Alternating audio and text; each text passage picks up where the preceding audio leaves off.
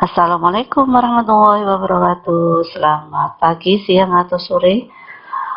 Ya, tentunya semangat tetap pagi.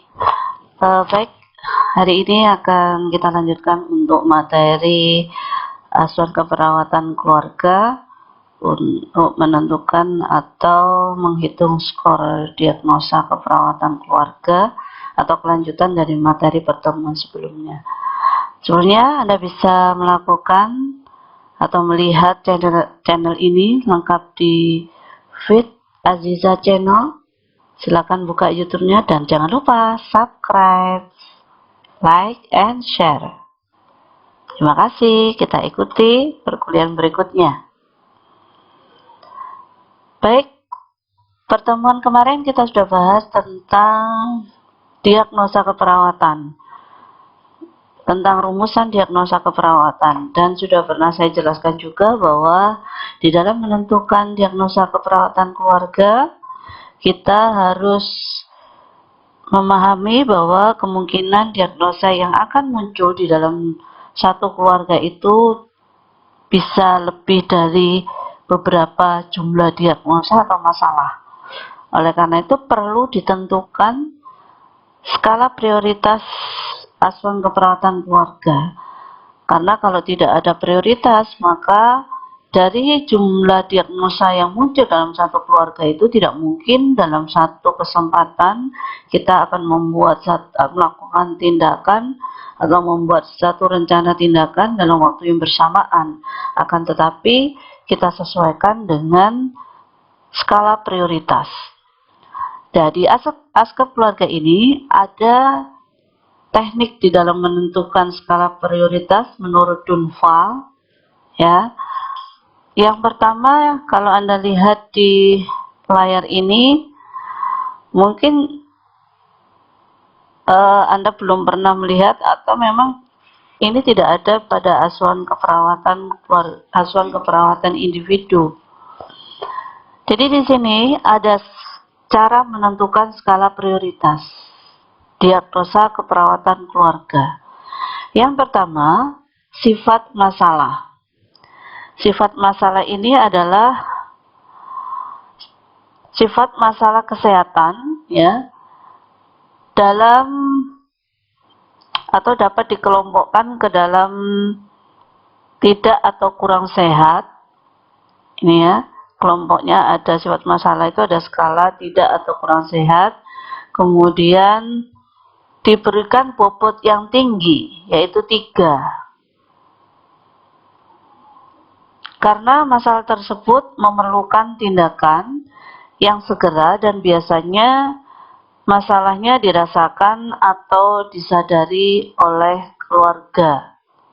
Makanya di sini skornya yang paling tinggi adalah 3. Kemudian yang kedua, ada skala ancaman kesehatan.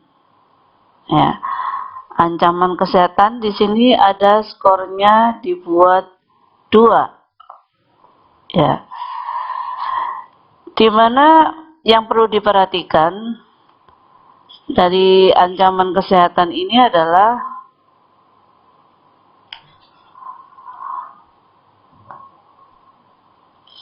bahwa masalah ini akan mengancam baik itu pada salah satu anggota keluarga atau anggota keluarga yang lain atau dalam satu keluarga. Skornya 2. Kemudian skala yang ketiga ada keadaan sejahtera. Skornya adalah 1. Sifat masalah ini diberikan bobot 1.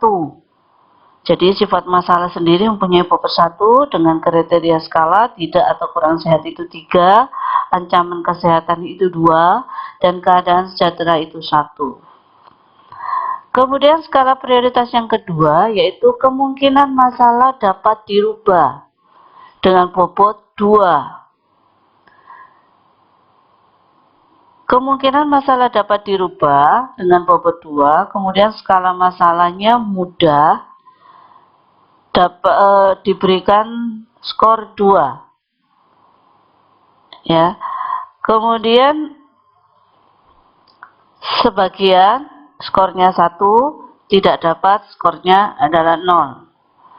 Faktor-faktor yang perlu diperhatikan dalam menentukan skor kemungkinan masalah dapat diperbaiki adalah yang pertama adalah pengetahuan dan teknologi serta tindakan yang dapat dilakukan untuk menangani masalah. Apakah memang mudah, sebagian, atau memang tidak bisa, pengetahuannya tidak dapat atau tidak bisa dipahami oleh keluarga. Kemudian sumber-sumber yang ada pada keluarga, baik dalam bentuk fisik maupun keuangan dan atau tenaga. Apakah memang mudah sebagian atau tidak bisa.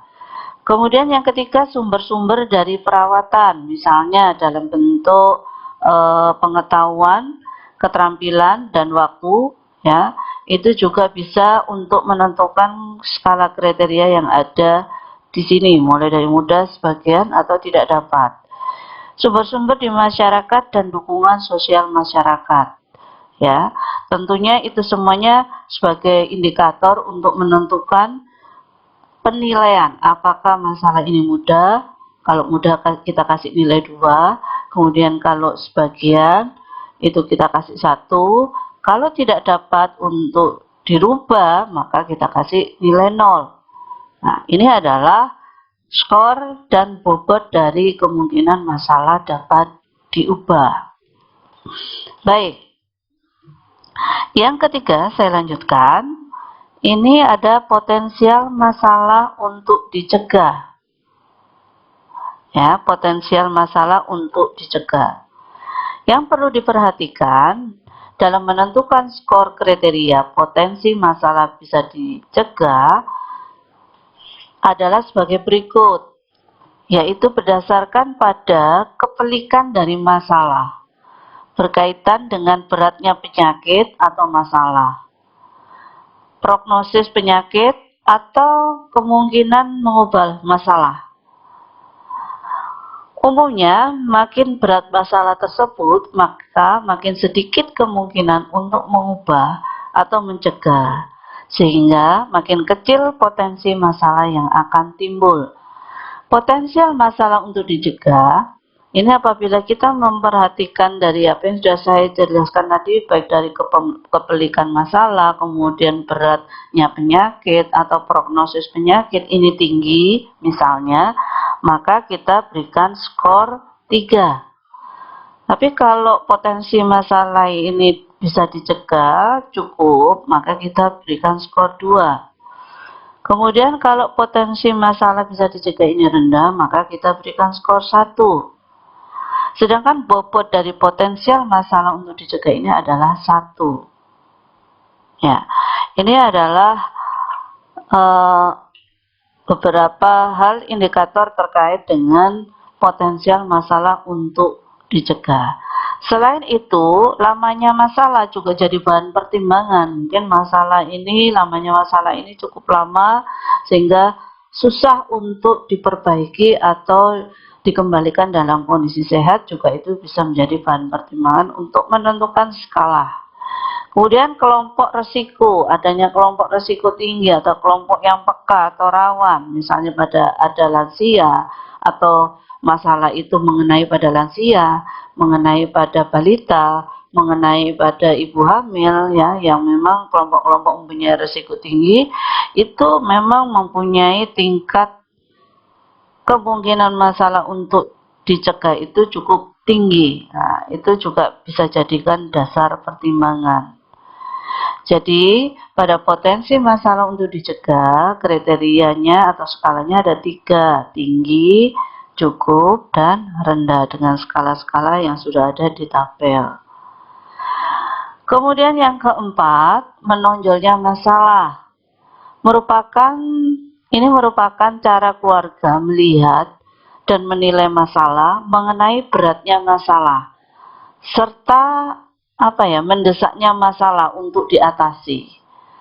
Ya, hal ini yang perlu diperhatikan dalam memberikan skor pada cerita ini. Perawat perlu menilai persepsi atau bagaimana keluarga tersebut menilai masalah dan perlu untuk menangani segera.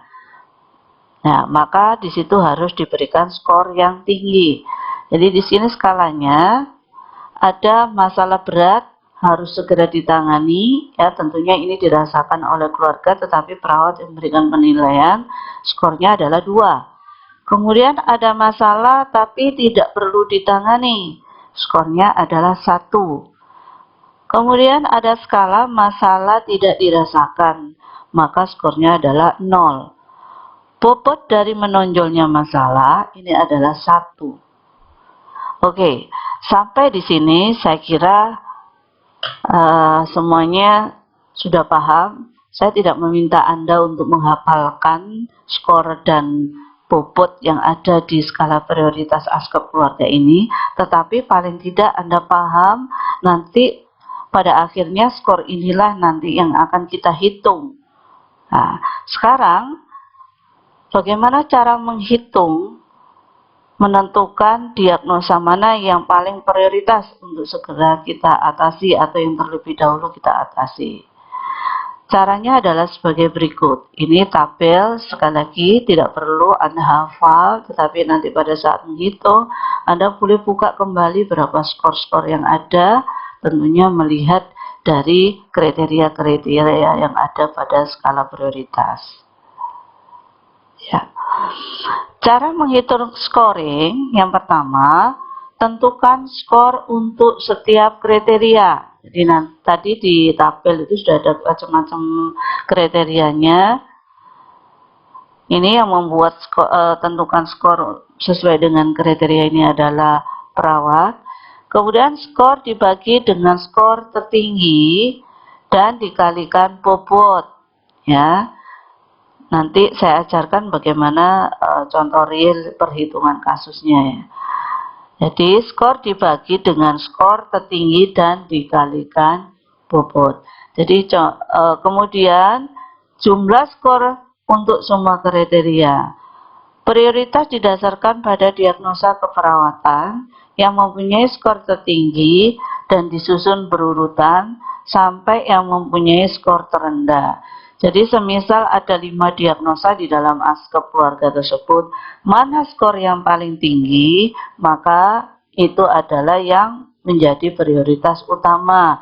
Demikian juga selanjutnya kedua, ketiga disesuaikan dengan hasil perhitungan skor yang sudah dihitung sesuai dengan nilai scoringnya.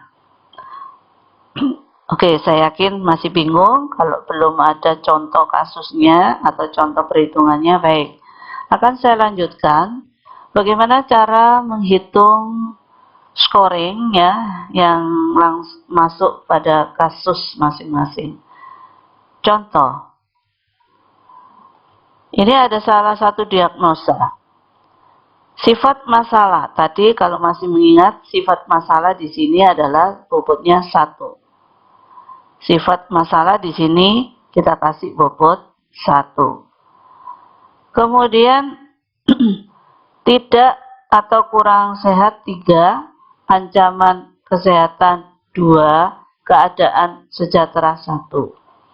Ini skala yang berdasarkan kriteria atau skala prioritas.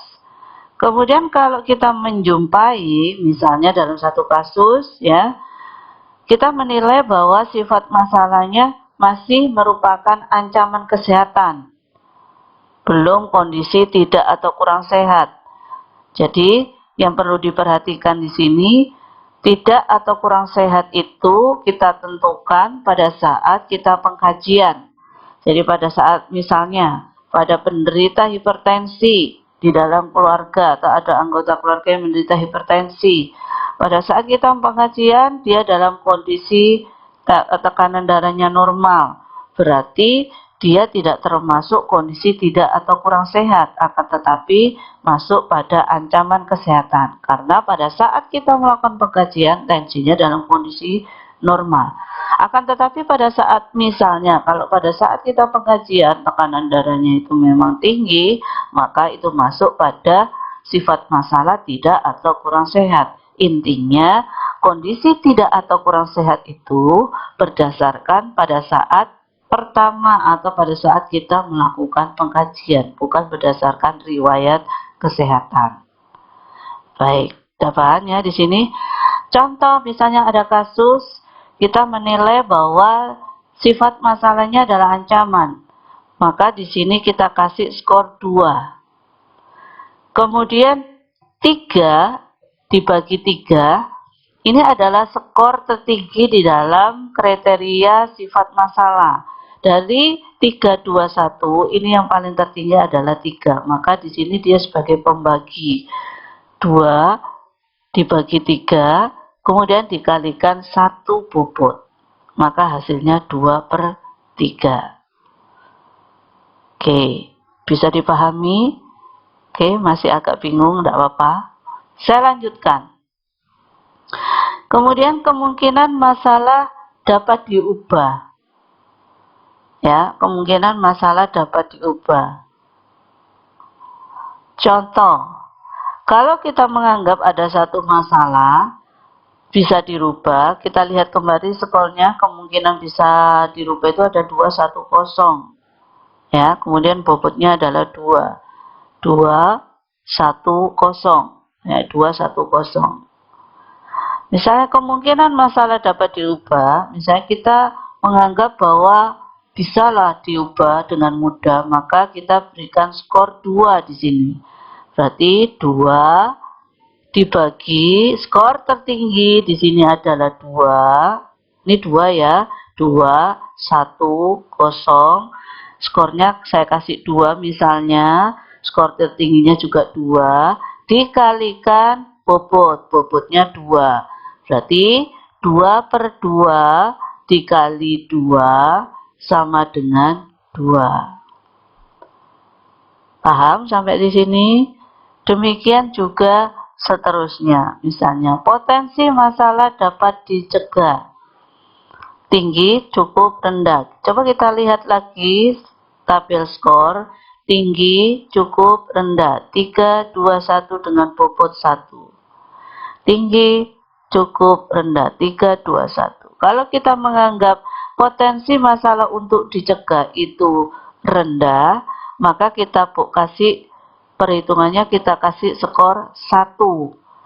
Dibagi skor tertinggi adalah 3. 1/3. Dikali 1. 1 adalah bobot. Ya. 3/1 dikali 1, maka jawabannya adalah sama dengan 3. Ya. Kemudian menonjolnya masalah. Ya. Menonjolnya masalah, kalau misalnya masalah berat harus segera diatasi, maka skornya 2. Skornya tertinggi di sini adalah 2. 2/2 kali 1 sama dengan 1. Ya, 2/2 dikali 1 sama dengan 1. Dari skor dari awal, misalnya ini tadi berapa ketemunya, kemudian yang kedua berapa ketemu, ketiga, keempat, itu di total jumlah. Maka ini nanti ada total skor. Total skor inilah nanti yang menentukan siapa skor yang paling tinggi, itu yang menjadi prioritas masalah yang harus segera diatasi. Demikian juga dengan diagnosa kedua, ketiga, dan seterusnya.